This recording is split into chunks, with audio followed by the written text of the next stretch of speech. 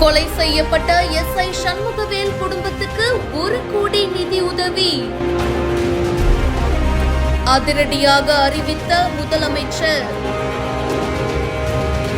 ரத்தமானி முத்தமானி மொத்தமானி வாய சத்தமானி வாய கண்ணே.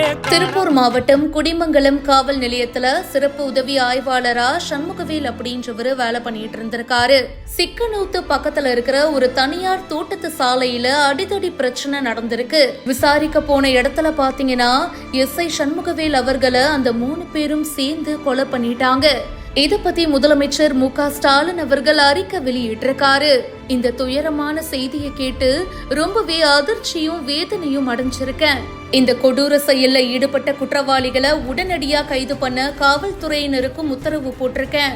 சண்முகவேல் அவங்களுடைய குடும்பத்துக்காக இப்போ முதலமைச்சர் மு.க. ஸ்டாலின் அவர்கள் 1 கோடி ரூபாய் நிதி வழங்கவும் உத்தரவு போட்டிருக்காரு. அவரை இழந்து வாடுற குடும்பத்தினருக்கு ஆழ்ந்த இரங்கலையும் மாறுதல்களையும் தெரிவிச்சிருக்காரு. இந்த சம்பவம் பரபரப்பை ஏற்படுத்தி இருக்கு.